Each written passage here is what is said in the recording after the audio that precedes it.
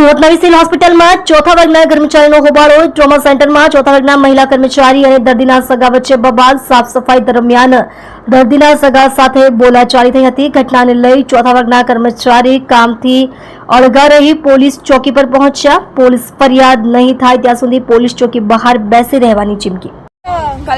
कल्पना Ben क्या हुआ था? पोछा लगा रही थी, पोछा लगाते लगाते उसको मैं बोली कि आना मत भैया, पोछा लगाए थोड़ा उधर रुक जा।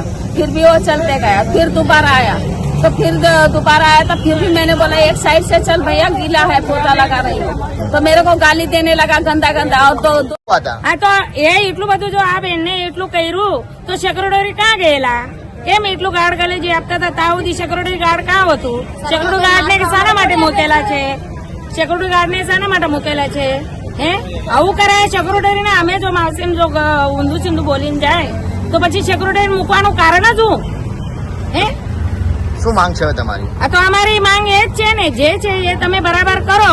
સેક્યુરિટી ગાર્ડ એ રોકડાનું કામ સેક્યુરિટી વાળાનું કામ છે, અમારું બોલવાનું કામ નથી. તો સેક્યુરિટી ગાર્ડ શું કરે પછી? હવારમાં અમે સફાઈ જો કરે તો સેક્યુરિટી નું ઉભો રહેવું જોઈએ ને. માર કોણે માર્યો? આ કલ્પનાબેન ને માર્યું. કેમ પોરકલાસ વાળાને ઇજ્જત નથી? એ પેશન્ટ ના રિલેટિવ એને ગંદી મંદી ગાળ આપી અને મારવા ઉભો રહી ગયો તો પછી